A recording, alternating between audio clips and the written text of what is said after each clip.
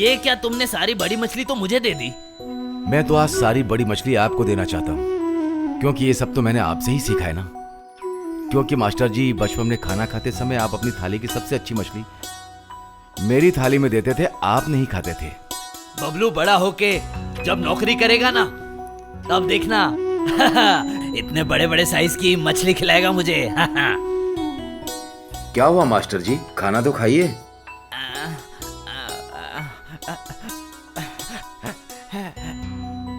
Sunday को मैं आपके घर आता हूँ, अपने बेटों को भी बोल दीजिएगा।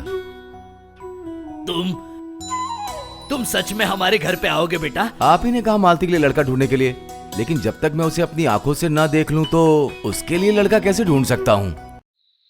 कैसे भी हो, कुछ भी हो, हमें बस अच्छा लड़का चाहिए। क्या कहती हो? हाँ हाँ हाँ, उसकी किस्मत में जो भी लिखा होगा वही होगा। तुम सबको बोल देना कि सब लोग उस दिन घर पे रहे, ठीक है? वो सब तो ठीक है, लेकिन उस दिन जब बबलू के सामने मालती आएगी, उसके पास पहनने के लिए नई साड़ी भी नहीं है। घर में 3-3 बहू है, उनमें से किसी से एक साड़ी मांग के मालती को पहना दो। बोल तो रहे हो, लेकिन क्या वो देंगे? नहीं दूंगी ये तो मैंने नहीं कहा था ना माँ, लेकिन वैसे बड़े खानदान के सामने पहनने लायक साड़ी ही नहीं है, मैं कहाँ से दूँ?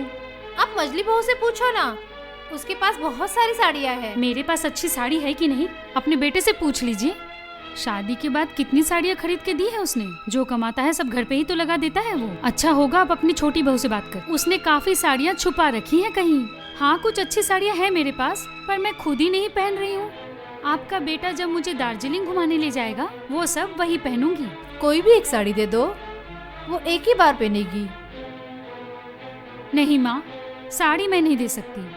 वैसे आपका बबलू तो मालती को देखने आ रहा है, साड़ी देखने तो नहीं आ रहा। इसका मतलब घर में 3 बहू होते हुए भी वो पुरानी गंदी साड़ी पहनेगी? हाँ, मेरे पास जो है मैं वही पहनूंगी। घर की काम वाली को इस घर में इससे अच्छी साड़ी नसीब नहीं होती, ये बात इंद्र जी को अच्छे से समझ लेनी चाहिए। तो पिताजी पे नाराज क्यों हो रही है? क्या ये नहीं चाहते कि बबलू तुझे पसंद करे? नाराज कहाँ हूँ मैं तो हैरान हूँ माँ। इतना तमाशा होने के बाद भी आप लोग मेरी शादी के पीछे पड़े हैं। अच्छा लड़का होने से कुछ नहीं होता, शादी के लिए पैसा चाहिए, और इतने सारे पैसे पिताजी। पैसे के बारे में तुझे सोचने की जरूरत नहीं। फिर मेरे सारे भाइयों के सामने जाके हाथ फैलाओगे और भाभीयों का ताना सुनेंगे आप। नहीं, मैं तुझसे वादा करता हूँ, तेरी शादी के लिए मैं उन तीनों से 1 रुपया नहीं लूंगा। इसका मतलब है कि आप आपके उस अमीर शिष्य के सामने जाके हाथ फैलाएंगे मेरे लिए? बोला ना मैंने, मैं किसी के आगे हाथ नहीं फैलाऊंगा। तो फिर आप इतने पैसे कहाँ से लाएंगे? ये घर तो मेरा ही है ना, ये घर तो मेरे बेटों की संपत्ति नहीं ना। क्यों जी? ये घर हमारा है, ये घर बेच के मैं तुम्हारी शादी करूंगा। घर बेच के? घर बेचोगी तो फिर आप लोग रहेंगे कहाँ? तेरी मांग में एक बार सिंदूर भर जाए, हम दोनों अपना बंदोबस्त कर लेंगे बेटी।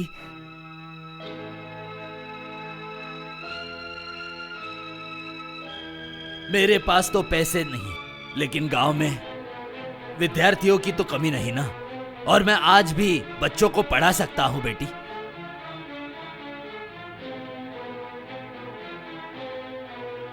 इसका मतलब है पिताजी आप इस उम्र में। जा, बबलू के आने का समय हो गया है, तू अपने कमरे में जा और अच्छे से बाल वाल बना के तैयार होके आ जा। और अगर तुझे अच्छा लगे तो यही साड़ी पहन के बाहर आ जा।